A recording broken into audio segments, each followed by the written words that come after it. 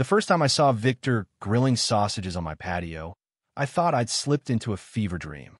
He was a wiry guy with a sunburned neck, wearing my Grillmaster 3000 apron, one my sister gave me as a housewarming gag gift.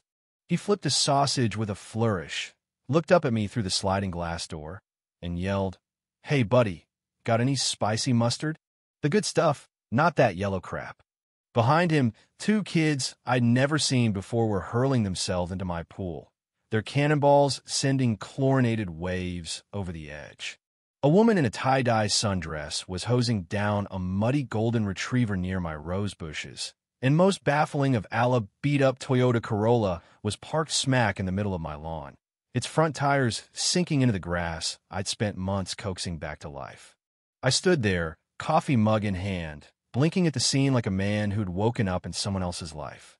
This was my backyard, me private, fenced-in, deed-stamped sanctuary on the edge of Serenity Lane, a sleepy cul-de-sac in Willow Creek. I'd moved here 6 months ago, chasing the dream of a quiet life after years of city noise. I'm a freelance graphic designer, which means I spend my days tweaking logos for clients across 5 time zones while wearing sweatpants. All I wanted was a patch of peace, decent Wi-Fi, a hammock, and a yard big enough for a fire pit. This house delivered 200 square feet of solitude, a wraparound deck, and a half-acre lot that backed up to a wooded RAVYNE. Perfect, or so I thought. Then I saw her, Marjorie Platt. She emerged from behind my shed like a general inspecting a battlefield, clipboard in one hand, a megaphone dangling from the other. She wore a lime green VY sore, cargo shorts, and a polo shirt so crisp it could have been ironed with a ruler. Her oversized sunglasses glinted in the late morning sun as she barked orders at the chaos unfolding on my property. "No DVYing, Timmy. You'll crack your head open. Linda, that hose is for emergencies, not your mutt." She didn't even glance my way, just strutted across my deck like she owned it, which was ironic because her split-level ranch was 3 houses down, nowhere near the disaster she was orchestrating. I stepped outside, the mug still warm in my grip and clear my throat. Excuse me? What's happening here?" Marjorie spun on her heel, her squint narrowing into something predatory. "Oh, hi, Nathan. Didn't see you there. We're just making use of the common area. Nice space, by the way, really opens up the neighborhood VYB. Common area?" I repeated, my voice climbing an octave. "This is my backyard." She waved a hand dismissively, like I'd misunderstood a basic fact. "The original plat map designates this as shared green space. It's in the HOA Handbook, page 17, section 4. You did read it, didn't you?" I hadn't. Not really. When I moved in, Marjorie had dropped off a binder thicker than a phone book, stuffed with rules about mailbox heights and approved paint swatches. I'd skimmed it, nodded politely, and shoved it into a drawer labeled "Deal with Later." "Big mistake. I have the updated deed," I said, trying to keep my tone even. "This lot's mine, filed with the county. No shared anything." Her smile didn't waver, but it tightened like a snake coiling. "Maps can be tricky, Nathan. Besides, you weren't using it. We're fostering community spirit here." She gestured to the crowd, Victor at the grill, the kids in the pool, the woman now wrestling her dog into a towel. "Relax. Join us." I brought potato salad. That's when it hit me. This wasn't a mix-up. This was an invasion, a calculated land grab by Marjorie Platt, the self-crowned dictator of the Willow Creek HOA. I'd heard whispers about her from neighbors. The woman who fined people for untrimmed hedges, who once banned wind chimes because they disrupted the auditory aesthetic. But I hadn't expected her to turn my backyard into her personal fiefdom. If she wanted a war, she'd pick the wrong guy to mess with. My troubles with Marjorie started the day I moved in. I'd barely unpacked my first box when she appeared at my door, her VY sword casting a shadow across my welcome mat. "Nathan Reese," she'd said, not asking but declaring, like she'd already run my background. "I'm Marjorie Platt, HOA president. Welcome to Serenity Lane." She handed me the binder and launched into a lecture about trash bin placement and the EVYLS of non-native plants. I'd smiled, nodded, and figured she was just an overzealous busybody. I was wrong. She was a force of natura, suburban tyrant with a clipboard and a vendetta against anyone who didn't bow to her rule. The first month was quiet, save for a few notes taped to my door. Your recycling bin is VY Seibel from the curb, please adjust. Grass exceeds 3.5 inches, mow promptly. Annoying, but manageable. Then came the Saturday. I found a folding table on my deck, covered in snacks and surrounded by strangers. I'd approached the guy blending margaritas plugged into my outdoor outlet and asked what was going on. He grinned and said, Marjorie told us this was the community picnic spot. Cool place, man. I'd marched over to her, demanded an explanation, and gotten the same line about shared green space. When I showed her my deed, she'd shrugged and said, Paperwork's just a formality. This is about unity. Unity, my ass. She turned my yard into a free-for-all, and every time I pushed back, she doubled down. She rerouted jogging paths through my driveway. She unlocked my gate for landscaping inspections without asking. Once, she hired a mariachi band for her daughter's birthday and aimed the speakers at my house, claiming it was ambient enrichment. The neighbors had stories to Marjorie finding a guy for a birdhouse she deemed too rustic, Marjorie reporting a kid's lemonade stand as an unlicensed vendor. She wasn't just entitled, she was a one-woman plague. After the sausage grilling incident, I called the non-emergency police line.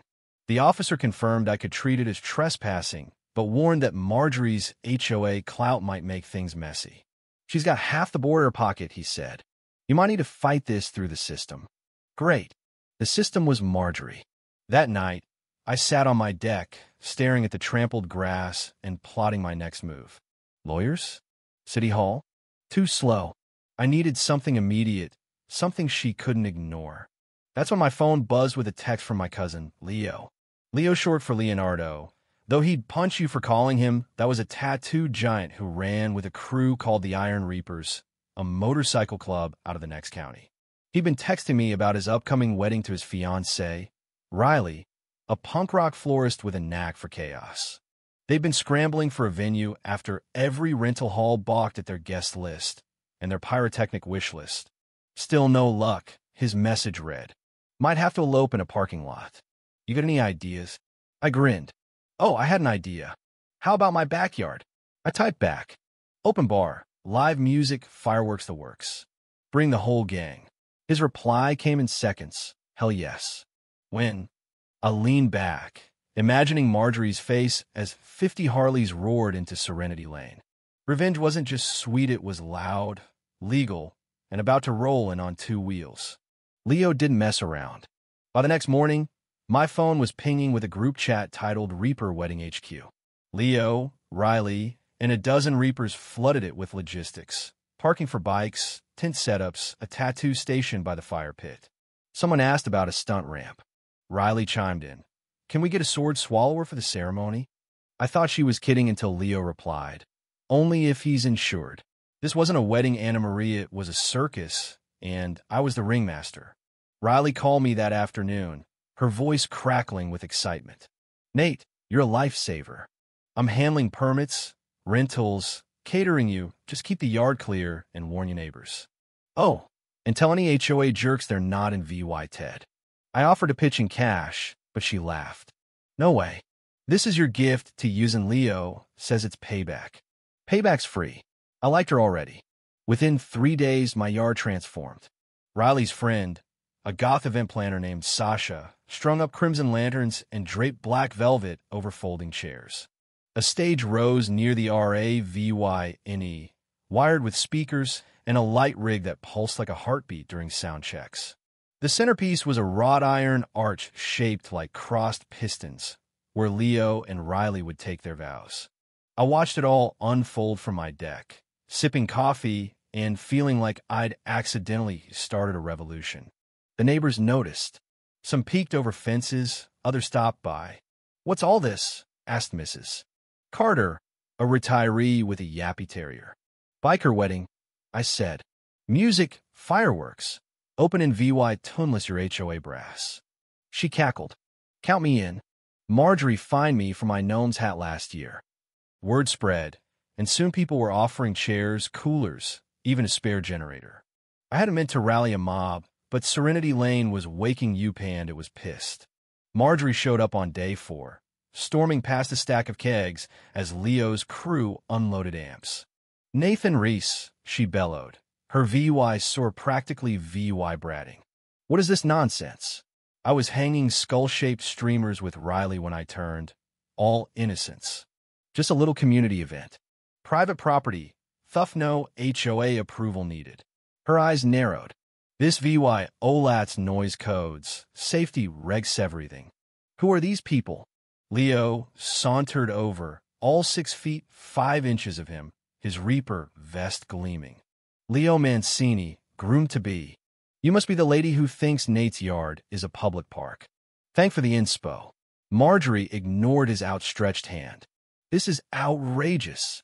I'm calling an emergency meeting."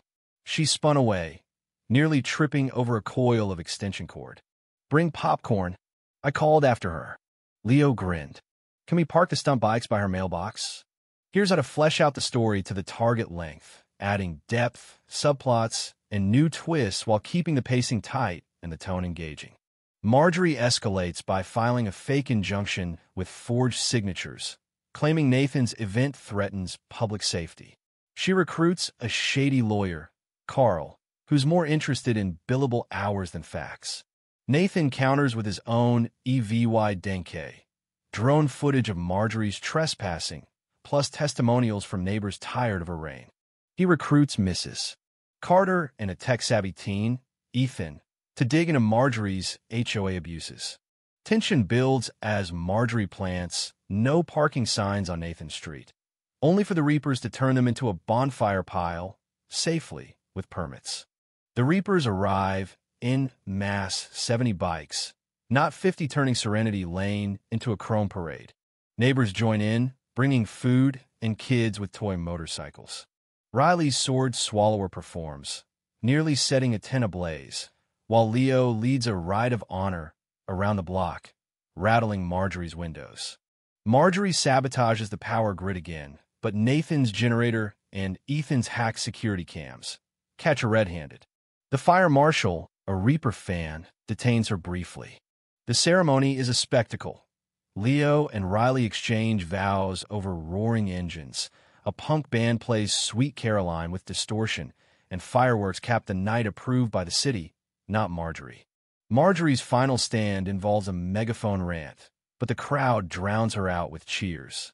Police in VY Ted as guests escort her home after she swings at the taco truck. Nathan's VY Deo EVY Denke airs at an impromptu HOA meeting mid-party, sparking a vote to oust Marjorie. Riley's elected president on the spot. Cleanup reveals Marjorie's defeat. She moves to Nevada, only to face a new HOA revolt there. Nathan mails her new foes his footage, cementing her downfall. Serenity Lane thrives under Riley's laid-back rule-block parties replace fines, and Nathan's yard earns a plaque, Reaper Ground Zero. A subplot emerges. Ethan launches a blog about HOA reform, inspired by Nathan, going VY Ral and drawing national attention. Months later, Nathan hosts a quiet barbecue, reflecting on the chaos that birthed the community. Leo and Riley announce a baby on the way, nicknamed Spark after the fireworks. A reporter interviews Nathan, turning Serenity Lane into a symbol of grassroots rebellion. Marjorie's last Let Terra Bitter screed gets framed as a trophy. The story closes with Nathan watering his plants, a Harley rumbling in the distance, and a kid asking, "When's the next wedding?" He laughs, "Only if Marjorie comes back." The morning after Leo and Riley's wedding felt like the world had exhaled. My backyard was a battlefield of celebration. Crumpled beer cans glinted in the grass. A lone streamer dangled from the piston-shaped arch, and someone's leather glove rested atop my birdbath like a bizarre trophy. The air still carried a faint whiff of gunpowder from the fireworks and smoked brisket from the taco truck. I stood on my deck, nursing a lukewarm coffee, and surveyed the wreckage. It was a mess, sure, but it was my messan for the first time since MOVYing to Serenity Lane. That felt like a VY Tory. The reapers were already on it. By 9 a.m., a dozen of them, still bleary-eyed from the night's revelry, were hauling trash bags, dismantling the stage, and hosing down the patio. Leo, shirtless despite the October chill, clapped me on the shoulder as he dragged a keg toward his truck. "Nate, you're a legend, man. Last night was Epic Riley's still grinning like a kid on Christmas." I laughed. "Glad to hear it. You guys planning a honeymoon, or just gonna ride off into the sunset?" "Both," he said, winking. "Vegas, baby. Gotta spend some of that wedding cash before the tax man comes knocking." Riley appeared behind him, her white leather dress swapped for a Reaper hoodie and jeans, and tossed me a spare keychain shaped like a motorcycle wheel. "For the venue," she said. "Your family now, Nate. Don't lose that." I caught it midair, the metal cool against my palm, and nodded. Family. After 6 months of feeling like an outsider on my own street, that word hit harder than I expected. But peace, as I'd learned, never lasted long with Marjorie Platt around. I just sat down with a second coffee when I heard its sharp crunch of gravel under furious steps. I turned, half expecting a stray reaper, but there she was, Marjorie, marching up my driveway like a general storming a fallen fortress. Her lime green VY sore was askew. Her eyes bloodshot, whether from rage or a sleepless night, I couldn't tell. She clutched a manila envelope so tightly her knuckles were white, and behind her trailed 2 HOA minions, Greg, the perpetually apologetic accountant, and Trish, a nervous woman clutching a notebook like a lifeline. "Nathan Reese." Marjorie's voice cracked like a whip. "You gone too far this time. We're done playing nice." She thrust the envelope at me, and I took it more out of curiosity than fear. "Formal proceedings," she snapped. "Noise violations, unsanctioned gatherings, reckless endangerment, and don't get me started on that mechanical monstrosity you let them drag onto my street." "You mean the stunt bikes?" I asked, feigning innocence. They were a hit. Even Greg took a spin. Greg blushed and mumbled something about just testing the balance, but Marjorie ignored him. "This isn't a joke, Nathan. We've got complaints, dozens of them. You've turned Serenity Lane into a circus, and it stops now." I opened the envelope and flipped through the contents. Grainy photos of the wedding, screenshots of next-door rants, and a typed list of grievances that read like a Mad Libs of suburban outrage. One photo caught my I'm handing a sparkler to Mrs. Carter's grandson, both of us laughing as Marjorie glared from the sidelines. The caption, in Marjorie's unmistakable all-caps scrawl, "Irresponsible fire hazard." I couldn't help I snorted. "Marjorie, half these complaints are your own posts. I see your username right here." She bristled, but Trish stepped forward, clearing her throat. "Actually, we've also got some counter feedback." Marjorie whirled on her. "What?" Trish flipped open her notebook, her voice trembling slightly. 37 emails and calls thanking Nathan for the event. People loved it. Someone even sent a haiku about the fireworks. And, there's a petition to rename the cul-de-sac Reaper's Rest. It's at 82 signatures. Marjorie's jaw dropped, and for a glorious moment, she was speechless. I seized the opening. "Sounds like the neighborhood's speaking, Marjorie. Maybe you should listen." She pointed a shaky finger at me. "You've brainwashed them. This is anarchy masquerading as fun." I shrugged. "You call my yard a public space. I just gave the public what they wanted." She had no comeback. With a huff that could have powered a leaf blower, she spun on her heel and stormed off, Greg and Trish trailing awkwardly behind. Greg shot me a thumbs up when Marjorie wasn't looking. Trish mouthed sorry and scurried away. I leaned against the railing, watching her retreat, and felt a weight lift. Not the whole war, maybe, but a battle won. The next HOA meeting was a showdown for the ages. Marjorie arrived armed with a PowerPoint titled The Decline of Serenity, complete with blurry photos of Leo's stunt ramp and a pie chart of alleged noise infractions. She ranted for 20 minutes about community values, safety, and how I'd unleashed a horde of leather-clad barbarians on her pristine street. The room packed with neighbors, many still wearing Reaper wedding t-shirts, was restless. When she finished, I stood, a USB drive in hand. "I've got a response," I said, plugging it into the projector. The screen lit up with a montage I'd spent all night editing. Clips of the wedding Leo and Riley kissing under the piston arch, kids dancing to the punk band, Mrs. Carter twirling a sparkler like a baton. Then came the kicker, security footage of Marjorie prying open my utility box with a crowbar, followed by the fire marshal's stern warning. The final shot was my deed, zoomed in on the property line, with private lot in bold red letters. I let it hang there, silent, and turned to the crowd. "Any questions?" The room erupted. Not in boos or argument cheers. Actual applause, starting with Mrs. Carter and spreading like wildfire. Marjorie tried to interrupt, launching into a tirade about subversive tactics and how I'd trained squirrels to chew her garden hoses. I hadn't, but I wished I'd thought of it. It didn't matter. The vote came fast, overwhelming support to strip her of the presidency. In a twist no one saw coming, Riley, now a resident, after buying a fixer-upper 2 blocks, overthrew her hat in the ring. "I planned a wedding in 4 days," she said, grinning. "I can handle this gig." She won in a landslide. Marjorie didn't go quietly. She stormed out, muttering about lawsuits and ungrateful peasants, but the shift was undeniable. Serenity Lane was free. In the weeks that followed, the neighborhood transformed. Riley's first act as HOA president was to torch the old rulebook figuratively, though Leo offered to make it literal.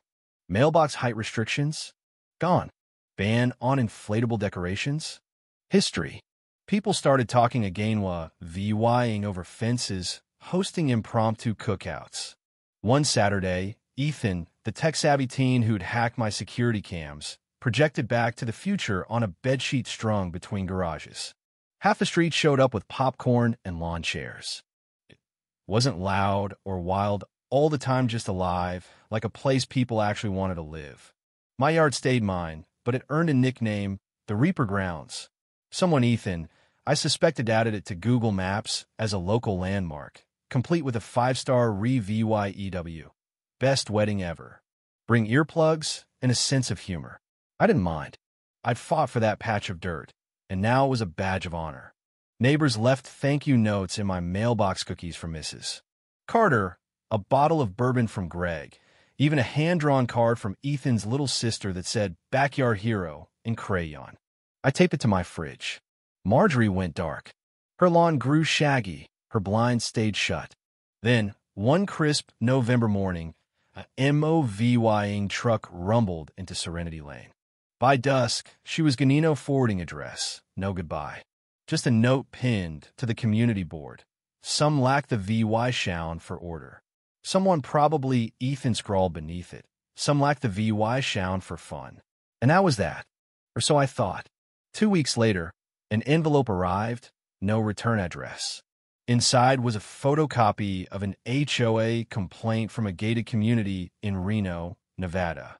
Marjorie had landed there and wasted no time finding a guy for a garish welcome mat, reporting a neighbor's wind spinner as a VY Sewell nuisance.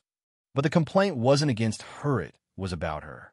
A handwritten note slipped out. "Heard about your story. She's out again. Got any tips?" I laughed so hard I nearly choked on my coffee. That night, I fired off a reply attached, the wedding VY Deo, the HOA vote tally, and a letter that started, "Once upon a time, a woman with a VY sore tried to steal my yard." I hit send, picturing Marjorie's face when her new neighbors turned her own game against her. Karma wasn't just sweet, it was a long-distance missile. Leo and Riley threw a block party the next weekend, fully sanctioned with flyers and a bounce house. The street buzzed tacos from a food truck, a karaoke machine blasting "Sweet Child, Oh Mine," kids chasing each other with glow sticks. Riley raised a beer halfway through, her voice cutting through the noise. "Tonight for pro VYing, you can fight crazy with crazy and come out on top. Cheers to liberty, love, and loud-ass bikes." The crowd roared. Leo revved his Harley, and I felt something settle deep in my chest. Belonging. Not the forced kind Marjorie preached, but the real deal, messy, noisy, and mine. As the party wound down, A kid zipped by on his bike, Ethan's little brother, I think. "Hey, mister." "Nate," he yelled. "When's the next Reaper wedding?" I chuckled, leaning on the fence. "Hopefully never, kid. But if we need one, I've still got the arch." He nodded, dead serious, like I'd just handed him a sacred oath. Maybe I had. The stars were out by then, sharp against the black. I wandered back to my deck, beer in hand, and looked out at the yard. The grass was patchy from the bikes. The fire pit still smoked faintly, and somewhere in the RAVY, a cricket chirped. It wasn't perfect, not the glossy brochure version of suburban life Marjorie had chased. But it was better. It was ours. A Harley rumbled in the distance, Leo, probably, taking Riley for a midnight ride. I raised my bottle in a silent toast. Serenity Lane had found its soul, not in silence, but in the echoes of laughter, engines, and a fireworks finale that still lingered in the air. Marjorie had tried to rule us, to bend us into her rigid little empire. Instead, she lit the fuse on something bigger, something she'd never control. And if she ever came back, well, I'd be ready. With a biker gang, a punk band, and a neighborhood that knew how to fight back loudly, legally, and with a hell of a lot of style. If you were the one in this story, how would you react? Would you stand up and fight back, or accept the unreasonable pressure and control from the HOA? Share your thoughts in the comments below. And don't forget to subscribe, like, and share this VY Deo with more people. Your small action gives us the motivation to keep bringing you more intense and engaging stories. Thanks for watching, and we'll see you in the next VY Deo.